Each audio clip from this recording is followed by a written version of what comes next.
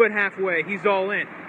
So I'm sure he'll be back with you guys really soon. Like I said, he's just a little bit under the weather and is tied up at the house, but he'll be back soon. So we're gonna wait on the audience to build. We got tweets going out, notifications going out. Good morning to everybody. It's great to be with you guys. I'm gonna make sure I turn off my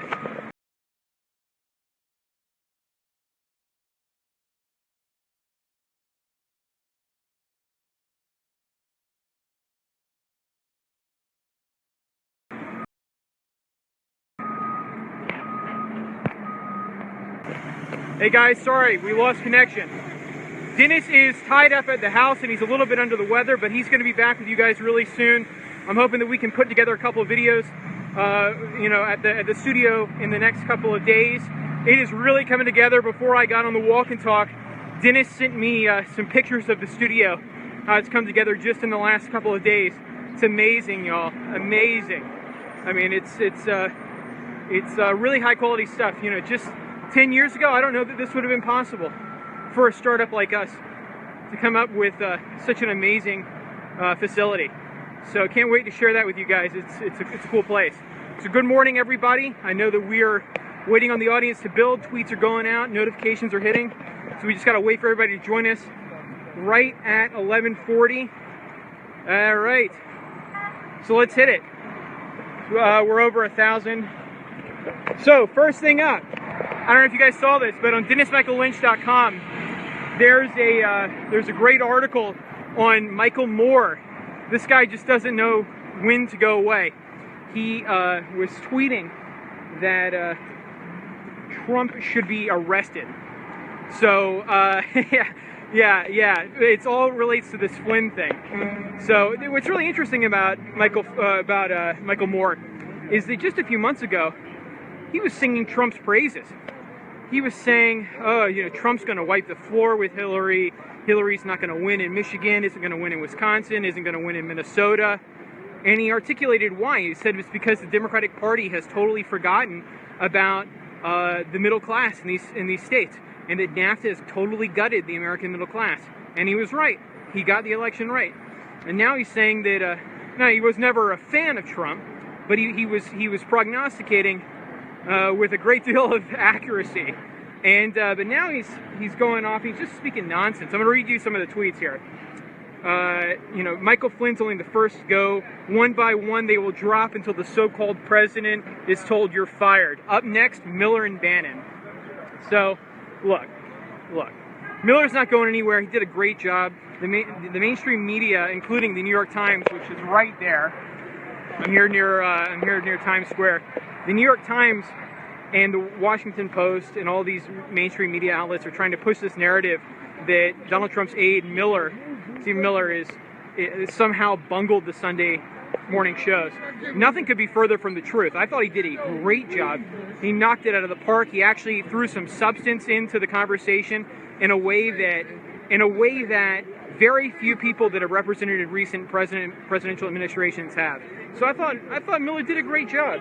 And Bannon, look, if anybody's going to go, it's not Bannon. Bannon's still to this day one of Trump's closest advisors. He's a really smart guy. I don't agree with all of his politics, but I think that Trump trusts him.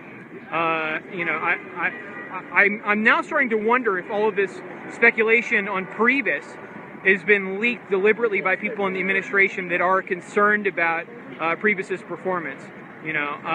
So if anybody's going to go, maybe it's him. I don't know.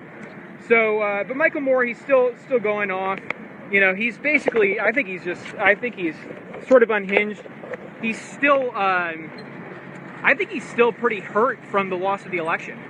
You know, while he got right the rejection of Hillary Clinton as a candidate, I don't think that he's fully accepted that the Democratic Party has been totally gutted. And so that's a difficult realization to come to.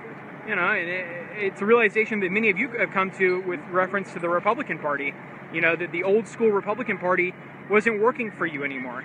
And so what Trump was a wholesale rejection of the Republican establishment. The Democrats have yet to do that. Now, they tried to do it with somebody like Bernie Sanders. The problem with Bernie is that he's just too far to the left.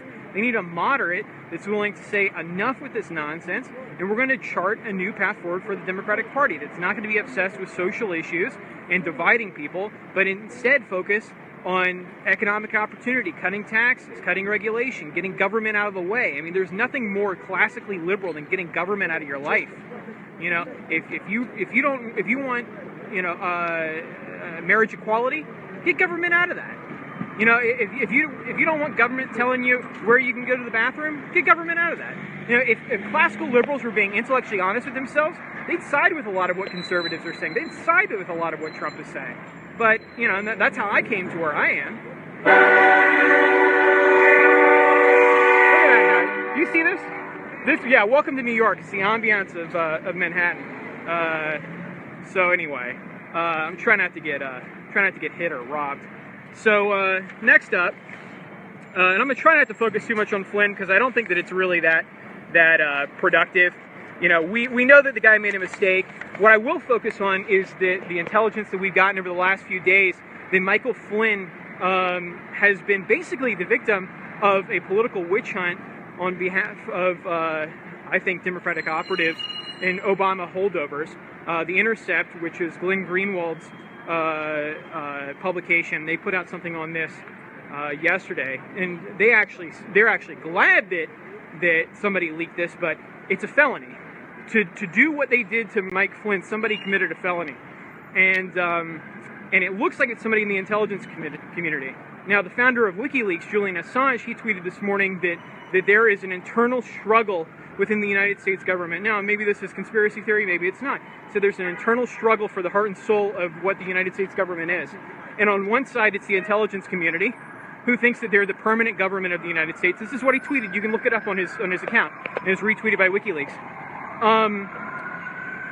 It's a fight between the permanent government, which is the intelligence community in this country, and between the elected government in this country, which is President Donald Trump. So maybe he's right. You know, there have been dozens and dozens and dozens of leaks, and it seems that they are hell-bent on taking down and embarrassing the Trump administration. What Michael Flynn did may have been against the law, but I think that he could have survived this if he had just been honest with Vice President Pence, and he wasn't. So there's a lesson in that, and you know, DML told me this. He said, no matter what, always be honest with me, always. And you know, for a lot of these guys, it's always the cover-up that gets them. You know, and if Mike had just come to the table and he was clean, you know, he wouldn't have been able to be. This political assassination executed by the intelligence community would not have been possible. So I think that's what got him. And but you know, let's move on from that. We had some good news as it relates to Obamacare and the individual mandate. So you guys may remember that President Trump signed an executive order empowering the IRS to not enforce all the provisions of Obamacare, including the mandate. So it used to be that under Obamacare, that if you didn't have your own taxes, if you didn't have your own health care plan, you'd have to pay a penalty. Now, there's a term for that. The tax penalty is called the share responsibility payment. Now, if that is the most socialist term that I've ever heard used in a piece of legislation in this country. The, quote, shared responsibility payment. So if you don't carry health insurance under Obama's Obamacare, if it's fully implemented, you have to pay a big penalty to the federal government for it. And so Donald Trump said enough of that. He said, you know, we're not ready to repeal the ACA in full, but we'll just stop implementing pieces of it. And this is the first piece of it. So starting now, if you don't want to fill out that provision on your tax returns, you can. So you can just not check the box. You know, maybe you have private insurance, maybe you don't. It doesn't matter. It's a tacit form of protest against the ACA. The next thing, and this also relates to taxes, but it's less boring than that last one, is that there are a bunch of liberals that are saying that they're going to stop paying their taxes to the federal government. I don't know how many liberals are actually paying taxes to begin with, but apparently some of them. So they're going to stop paying their taxes, and in protest to the Trump administration. So here's one quote, and this really got me. This is a professor at Stony Brook University on Long Island, actually not far from where our studio is. We might have to go interview this guy. He said, my taxes will be going towards putting up a wall on the Mexican border instead of helping sick people. He said it will contribute to the destruction of the environment and maybe more nuclear weapons. So he's not going to pay taxes. He says the government wants our money, and if a lot of people were thinking about this kind of peaceful protest, it would get their attention. Well, okay. if you don't pay your taxes, the IRS is going to come for you with a sledgehammer. So I don't know what this guy's thinking. If I can just elect to not pay my taxes, because I don't like some aspect of government, then I would do it. But it's against the law. You're going to pay fines. You're going to pay penalties. You go to jail. You can go to jail for this.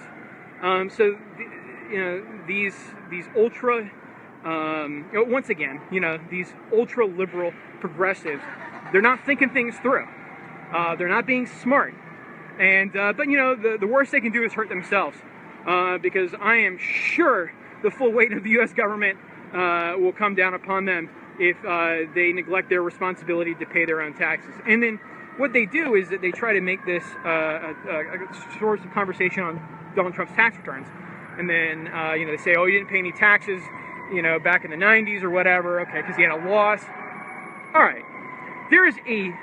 this is anybody that's run a business knows that sometimes you have a loss, and you're able to apply that loss over the course of years of tax returns because you took one, or you have expenses and you're able to deduct those from your taxes. This is how real world works, and this is why I feel like a lot of people, we have too many lawyers in Washington. We have too many people that have never run a business. We have too many people that have never made payroll. We have too many people that don't understand how any of this works. They just are conditioned to go to a job where they get a paycheck and everything's taken care of for them and they don't have to worry about anything. That's not the real world. So I actually think that a prerequisite, and it would eliminate a lot of the confusion on this, would be that if you want to run for government, if you want to be politically active, if you want to be the next president of the United States or a U.S. senator from Massachusetts, I'm looking at you, Elizabeth Warren, you can't be a professor. You can't just be a lawyer that's never, had to run their own business or never practiced law in the first place. You never had your own law practice and understood the struggles of running a business. No more theoretical politicians. You need to actually have applied these skills in the real world if you want to lead this country. And that was part of the problem with somebody like Obama. I believe that he was well-intentioned, but here's the problem. He never had a real job. Forget, having his own business. The guy never had a real job. Think about this. He never worked for a company. He never did. He was a community organizer, and he was a constitutional law professor. I mean, it's a joke. It's a joke. And he went from the biggest staff he ever managed was his U.S. Senate office. What is that, 30 people, something like that? 30, 40 people, maybe, across all of your, your offices back home and your office in Washington. And he went from that to managing a team of millions of people with the United States government. It's just ridiculous. It's ridiculous. So, let these liberals continue to think that they can skirt the law and not pay their taxes, and we'll see what the consequences are. The next thing I wanted to share with you guys, and this one's graphic, but it's on DennisMichaelLynch.com right now. It is called, it's an article called ISIS Releases Video of 2 Adolescent Suicide Bombers. It's very graphic, but I think this is worth showing. Dennis and I were talking about this yesterday, I think. We have a new editor that started. He's a great guy named Tim, and he's been cutting up lots of B-roll and going through different footage of ISIS and, not just ISIS, but all kinds of things. And one of the videos that he was going through was an ISIS beheading, and Dennis said that it really affected him because he hadn't seen this. And what he told Dennis is that this should be on the news. People should see what these brutal murderers, what these thugs, what these disgusting terrorists are doing to other humans, that are doing to other Muslims, that are doing to Christians, that are doing to Jews, that are doing to children. And now, burning people alive, drowning them alive, castrating them alive, cutting their heads off, cutting limbs off. It's disgusting, but you don't hear any of this in the mainstream media. If you go on DennisMichaelLynch.com, there's a warning that it's very graphic, and it's not the most graphic video you can see that ISIS has produced, but it's about 2 child bombers that ISIS has trained. And I wrote a piece on DennisMichaelLynch.com about this too last week. This is a new tactic that they're employing not just in the Middle East, but in the United States and in Europe. They're trying to recruit and indoctrinate young, impressionable teenagers, kids in their young teens, to fight for them here on American and European shores. So it's really concerning. You don't hear any of this in the mainstream media. They're so busy talking about General Flynn and about manufacturing controversies between Kellyanne Conway and Mika Brzezinski on MSNBC. You're not hearing about any substance. You're not hearing about the wall. You're not hearing about, the ISIS. You're not hearing about tax reform. You're not hearing about Donald Trump's work to repeal Obamacare. You're not hearing any of this. So I'm just thankful that I'm part of an organization now with Dennis where we're going to be telling you these stories. And some of it's going to be negative, and some of it's going to be positive. That's another thing. There are so many good things happening in this country. We're getting on the right track.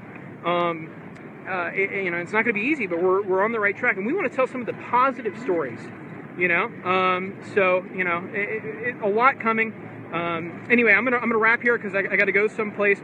But Dennis will be back with you guys ASAP. He wanted me to tell you guys thank you so much for your continued donations. You guys are amazing. I have never been part of an organization where people have crowdfunded to the degree that you guys have. If you continue to support our what we're doing every day, go to DennisMichaelLynch.com/donate, chip in whatever you can, $5, $10, $20. It goes a long way. I think I tell you guys this every time. We're penny pinchers. No dollar goes to waste.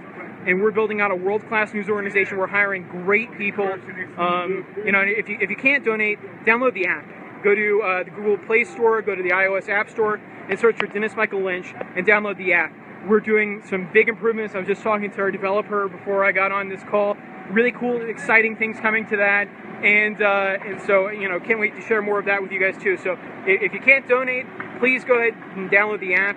Once again, iOS and Android Google Play Store. Just search for Dennis Michael Lynch. I love being with you guys. Thank you for being so patient with me. I know that I'm not Dennis. I do my best to fill in for him. He's a total rock star, and I hope he's feeling better. I think I told you guys earlier he's a little bit under the weather, but he's still working at the estate today. So he'll be back with you guys soon.